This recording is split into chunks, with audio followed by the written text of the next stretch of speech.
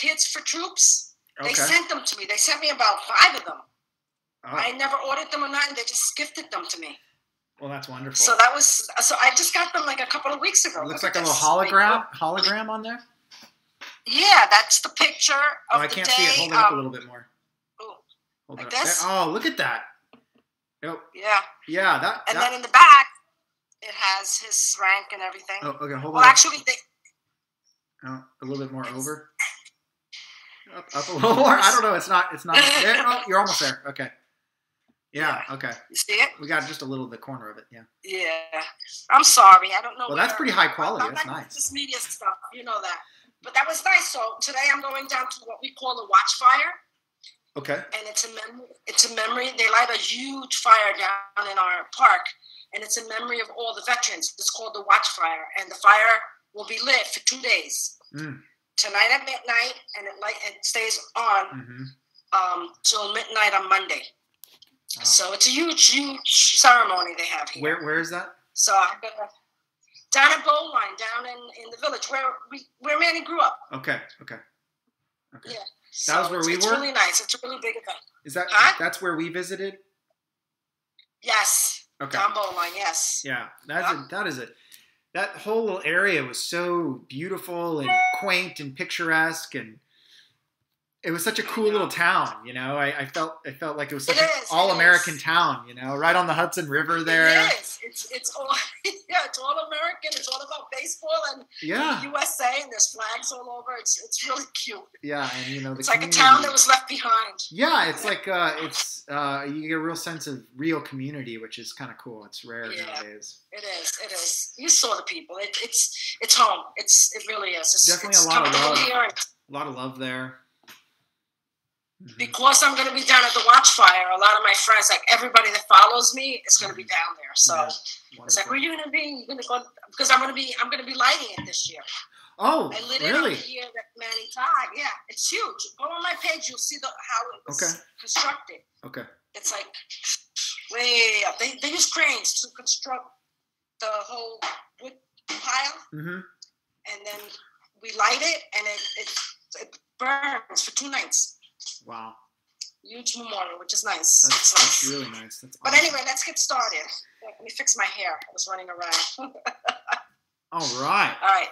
All right. Okay, so just, you know, for people who don't know, because maybe people watching who don't really, you know you or aren't familiar with everything, I'm talking to you today because it's Memorial Day weekend. Memorial Day is coming up here tomorrow.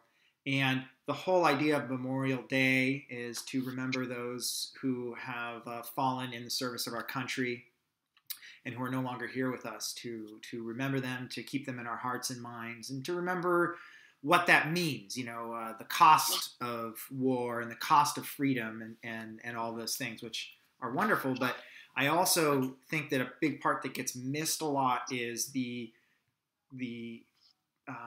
loss that the family and the community that also suffers a loss, and that people can relate to. You know, mothers can relate to.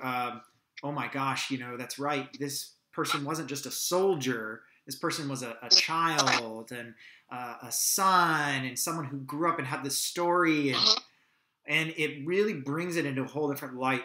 And you realize that, you know, because I think that the military tends to have a lot of that stereotypical, you know, you think of war, soldiers, highly trained, and it almost dehumanizes the whole thing. And I want to rehumanize that and just say that, you know, real people just like us, are out there putting our lives on the line and giving up, you know, sacrificing, you know, freedoms and ultimately some people their lives, and it's not robots or highly trained this and that. It's really people that have families and played Little League baseball and all that kind of stuff. And so I think it's really important to remember that just as much as it is to remember the people and their story, which is also very important. As someone who served, I always think, well, what if it was me? You know, I would want people to not forget about me after a couple years, or Yeah. You know, but a mother's worst nightmare is for them to forget her child. Oh, yeah. That I'm constantly doing something to keep his memory going and to remind people, Manny was, a person. He's just not here right now, but, we loved him. And I'm constantly thinking, what would he have been doing right now? You know? Yeah. So it is important, they go away and you hope that they come back. And when they don't, you're left with this thing, like there was so much you wanted to tell him, so much that we left undone because he didn't come back. And I talk to people about that all the time. I'm constantly joining veterans groups and telling them how I feel. I open up and I tell them how the family feels, how we miss him, that every day it's the same feeling. It doesn't go away. We don't forget about him. We don't stop, we don't stop missing him because he would have been a great person in the community with his friends. Manny was a giving person. He had a lot of love to give. Absolutely. Manny was very humble and he had a lot of love to give. And that's what's missing, that part of him, that big cheesy smile of his. I was just gonna say, he had that big smile that was so childlike and genuine. Yes. Very genuine. It was. It was there was a happiness that radiated from inside of him out. Because Manny was from the heart. Everything hurt him. Little things hurt him that you would think wouldn't hurt a young man. Everything bothered him, like arguing bothered him, fighting. You know what I mean? When his friends fought, everything bothered him. Oh, let's get along. Let's get along. Let's be happy. Right. So that we're missing. That personality is gone, and me and my sisters and brothers and close friends, we miss him because people now on Facebook, they're constantly writing me. I remember when Manny used to show up at your job. He used to show up at my job out of the blue with flowers for me, with roses. What kid does that? Right. Right. It's like he was just different, And there's so many. Every mother feels like that about their son, not just me. This is me and Manny, but every mother, I'm with the Gold Star mothers. Every mother that's lost, they have their own little part of their son that is not finished, And that's what we talk about when we get together.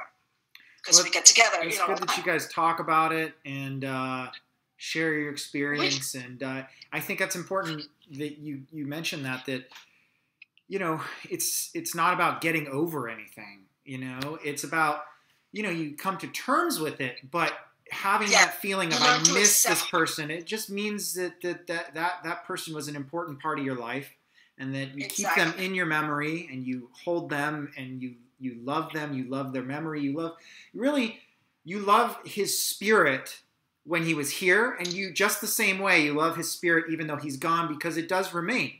It's that feeling. It remains, absolutely. It remains around us. It remains in certain friends and certain people that tell me little bits of his story and what he did with them. That, I'm like, yeah, that is Manny, Absolutely. When we get together, when the mothers get together, it's an organization you put into. The membership is a high price because in order to be in this group, you have to lose a child in the military. But we cry. And, when we get together, when there's 40 or 50 mothers who have lost a daughter or a son, it's like we talk about how he was, how he would have been, what kind of, and we put all our children together. Do you understand? It's like, must be an intense we energy. Cry for each other. Very intense. And once a year we get together, and we get together from a Thursday and we stay together till a Sunday. It's like we go away, actually. And you got 40 to 50 mothers in a hotel. And we use the hospitality room to talk about our children. And we take our pictures with us. And we share. And we cry. And we shed our tears. And, people see us because we dress in white when we go to these meetings. And I've had people, and I don't blame people for their not knowing, because I didn't know until all of this. Oh, look, nurses convention. No, it's not a nurses convention. It's a Gold Star Mothers convention, What do I got to do to be in that group? No, the dues are too high. Yeah. You don't want to be in this group. Yeah. But they don't know. But they ask us when they see us, and we're happy to tell them about our children. You know, whether it was my other friend who's a Gold Star mom, or she lost a daughter in military. It's an amazing group. It's helped me get past a lot of pain. Wow, yeah. Because we all know the pain, you know? It helps when you know that there's other people there that are going through somewhat similar things, and that, you know. Same, yeah. And, you know, when you lose a child, I've lost both my parents. Yes, I do miss them. I loved them. I miss them. It's different. It's a different thing. It's because your parents lived till they were older and they lived their life. Whereas your child had a lot to, you know, go. I mean, it's not natural for a mother to outlive her child. Yeah. You know? But by me keeping his memory alive and talking about him, whether it hurts me, because a lot of people say, well, maybe, you know, if you don't, you know, talk about him. I have a brother who, you know, honestly says, oh, I feel bad. Don't talk, you know, so you don't hurt. I'm like, I'm always going to hurt. Yeah. I love to talk about him. I love, and you know, every mother that I've spoken to that's lost a child tells me the same thing. It hurts, it brings tears, but we love to talk about them. It's so important to get that energy out and to move it around and to feel community and connection, and you keep their energy alive as well. And it's not healthy to bottle that stuff in. No, it's not. It's not. And I keep his picture around. And like I said, when I talk to other mothers and fathers, because some of the fathers come with us, they feel the same way. They you know, they carry their picture around. I constantly wear, if I don't wear this dog tag, I wear the one that he actually wore when he was in Iraq. Oh, you have that? His picture. You have that? Yeah. Oh, wow. Okay. Yes, I thank God when he was shipped, when his body was shipped to New York, they attached two of them to the casket. Okay, that's great. Of his dog tags. That's great that you got that. So, the original one, actually the one he had on, was given to Kira. Okay. But the funeral director handed that one to me privately. He goes, I took this off the casket here. So I ended up with one. So I'm very happy about that. Yeah, because there's two on each necklace. Yeah. Yes. Yeah. Yeah. So he gave me one. He gave me the one that they took off his chain and put into the casket. They attached it to the casket, and the funeral director, you know, they gave it to me quietly. Oh, very nice. Because, you know, there was a lot of, you know, drama. That's pretty powerful. You know, like always. And that was on his, you know, that was on his heart, you know, and that's got to have a strong connection there. Yeah. Yes. Yeah. That's very special to me. That one dog tag. Wow, very special. I'm glad you have that. That's wonderful. Yeah. So for people who don't know, Manny, you know, I happen. So reason why you're talking to me now is, and then I know you, is because I was one of the guys who was with Manny when he was killed in Baghdad. He was in our company, a small group of guys, and you know that's a pretty strong connection. And when I had the opportunity to come and visit you, was it 2 years ago now? Yeah. Was it? This April was 2 years. My gosh. Yeah. And on this, you came on his 10th year anniversary. On the 10-year anniversary. And we got to get some of the guys together, and that was really amazing. And I think, you know, it really bridged the gap because you had the guy that we knew that we served with, and then we got to see the whole other side of who that person was coming up to that point. And get the full picture and see people who cared about him so much, just like we did. And I think vice versa, maybe it was nice for people to see that other side that, you know, you take them all the way up to this point. They didn't know. And then who was with him in this time in the service, and then also when he was in Iraq.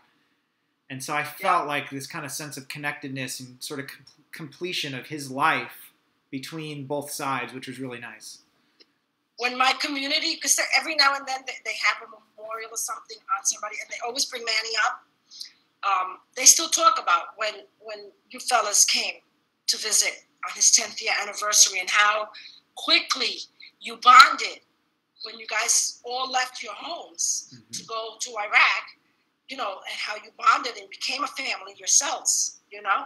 And the guys are constantly saying, you know, it was amazing that they came, and you know, it's like they loved him, and they you know, the group that they stuck together, that truly, truly you guys are brothers when you go away like that. Well, one thing that, my whole message is, to the whole, to redefine what it means to be a warrior and to help people live the warrior lifestyle and to live the life they always imagined.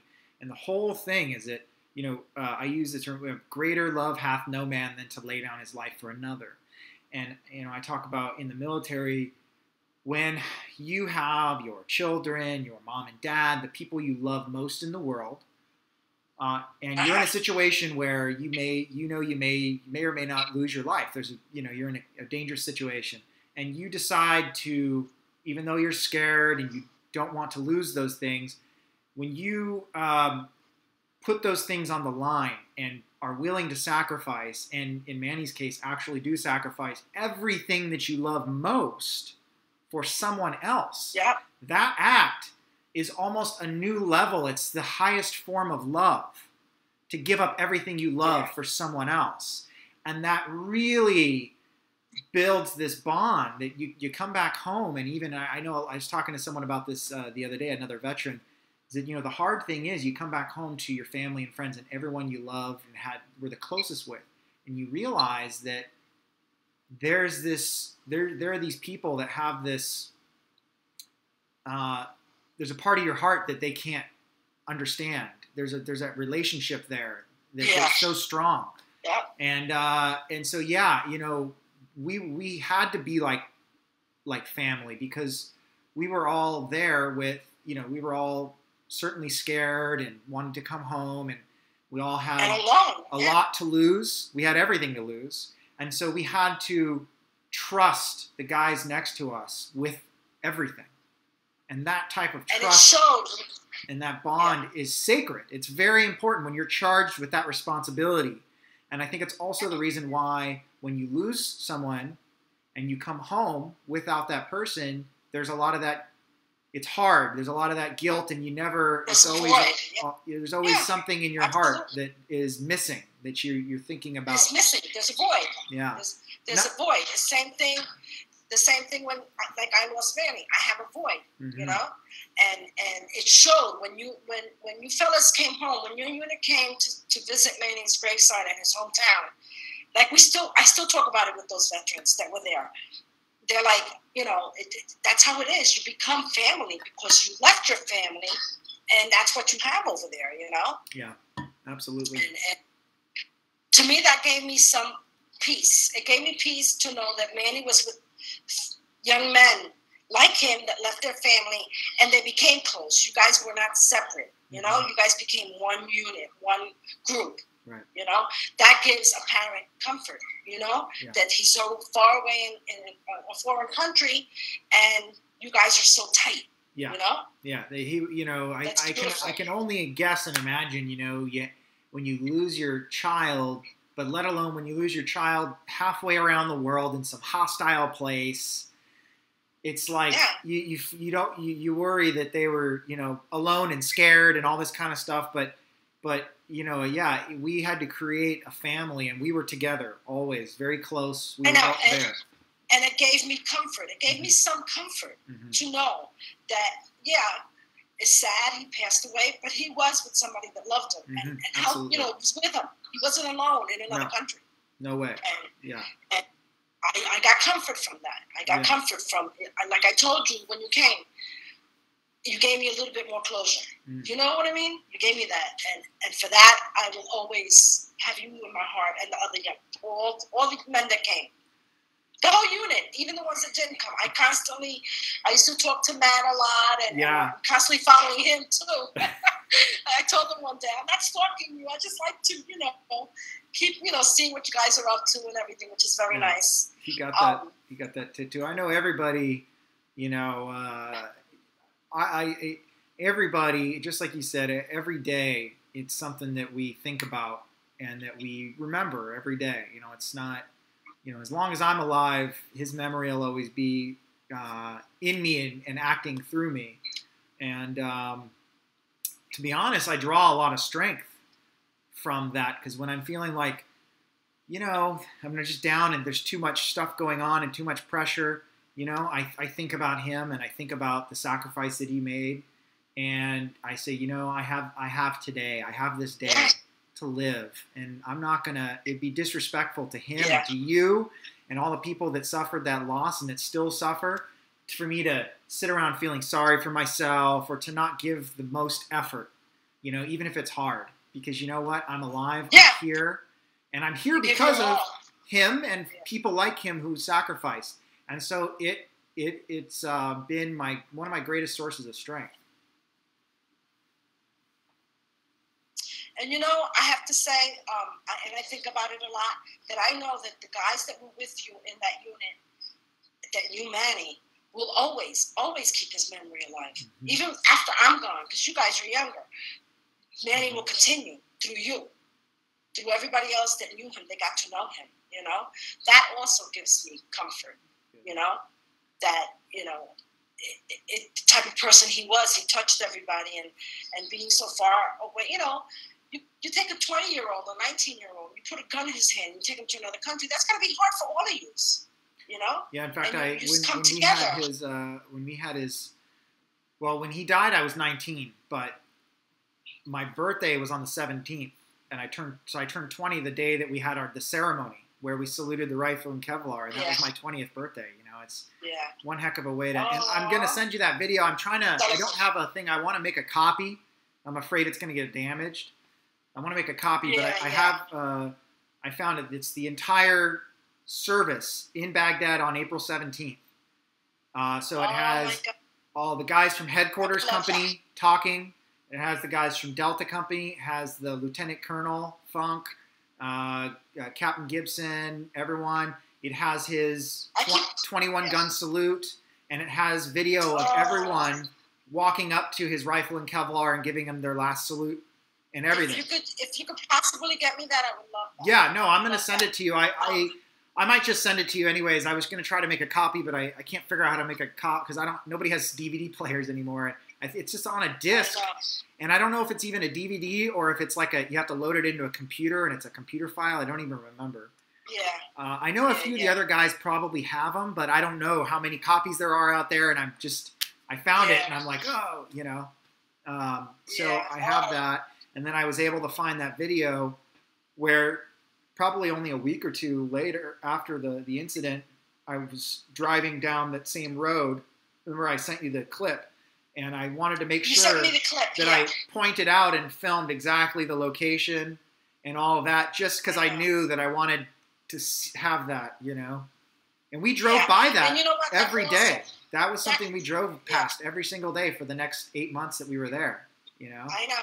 And to know things like that, because, you know, the unknown also destroys you. And, you know, when you're trying to figure out where was he at that time, like where, you know what I mean? Yeah. You gave me...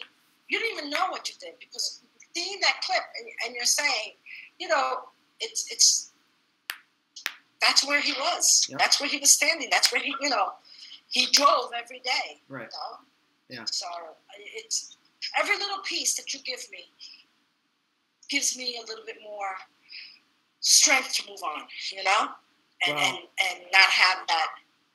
I'll tell you, I mean, you're probably one of the strongest people I've ever met. And it wasn't funny, but we were commenting that, you know, when we were over there, me and all my buddies, when we came to visit you, for the 10-year anniversary, it ended up being you that was consoling us, you know, and I think it was because you had been in touch with the process, you know, of the whole thing, the whole process for the 10 years. Healing, and we had kind of not really in the same way been in touch deeply with that a lot, you know, I think for speaking with myself, you know, and really, you know, and so for us, it was like, here's, you know, we're supposed to be here kind of consoling you, and you're the one consoling us. And I was like, who is this? And then, you know, you tell us the story about his brother and how you lost his older brother a while back when he was only 3 or 4 years old or something. Yeah, he was 4. He was the youngest of all 3 of them. He was my son's age. And I'm like, oh my God, you know, like, and you still have this faith and this this my faith. this happiness, this love, that you're not a crotchety negative person. You have a loving energy despite all this tragedy. It's amazing. That's how they were. My kids had so much love in them. Well, they got it from you. And so, obviously. And I can't lose that. I cannot lose that. I refuse to let that sadness or anything to take that away from me, because being the way I am is what helps me get past. Mm-hmm. You know, those bad days, because you have bad days, you have good days. Mm-hmm. I laugh sometimes, I make a joke just to get past that day, mm-hmm. Mm-hmm. Because that's how I am, and that's how my kids were. So that's what very few people can do that. That takes a lot of strength, and it just says a lot about you, but it also says a lot about Manny, because there's a reason that he was the way he was, and it's obvious to me why. Is there anything I want to? Is there any that you want to talk about as far as, just talking about your son and who he was and what you'd like people to remember about him? Or I don't want to have to draw it out too long or anything, but I just want to let you have a conversation if you want about that. Okay. All right. Manny he was a great guy. He really was, to everybody. He was kind. Never had anything bad to say about anybody. He always saw the goodness in everybody. Even when I used to tell him, Manny, be careful, this kid got in trouble. Yeah, Mom, but he's such a nice guy. He does this and he does that. You got to see the goodness in him. He really is, a nice guy. And he opened up to people a little bit too much sometimes, He'd tell me, oh, yeah, that's my friend. I said, that's your friend? I don't know that kid. Oh, yeah, I just met him yesterday, but he's my friend.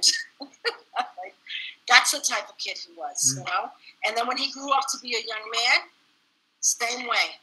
I would have friends that were talking to me, and one of them would say, oh, my husband's going to paint this weekend. Manny would say, oh, I'll go to your house and help him paint. He'd show up at their house and help them paint the living room or whatever. He was just a giving person. He wanted to be so good and giving. And then he was so, he loved his God. Manny loved God so much. He had so much faith. Mm-hmm. For a young man, I always said he was he had an old soul in him when it came to religion. I never had to tell him to go to church. At a certain age, kids stopped going to church. My daughter stopped going to church. Mm-hmm. Now Manny would get up, I would be working, and he'd go to church. I never had to, that was just everything. He took everything. He didn't take anything for granted. Right. Okay? He really grabbed a hold of life and ran with it. He knew what he wanted in life at an early age. And, I was very proud of him. Very proud. Well, I think a lot of people are very proud of him, And, thank you. Yeah, wow. Well, I'm so glad that we have a relationship and that, you're, I feel like, you're part of my family and I think about you guys all the time. And, I always hope that I'm doing Manny some honor by, how I live my life. I try to be the best that I can to, in my way, say thank you, for his sacrifice, to just try to do the best that I can. And keep up the good work. And when I see the clips of you and your son, I see what an awesome father you are. And Manny was like that. Manny would have been a great father if he would have had, to be longer with Isabella. That was the part that got me, man. Sorry, go ahead.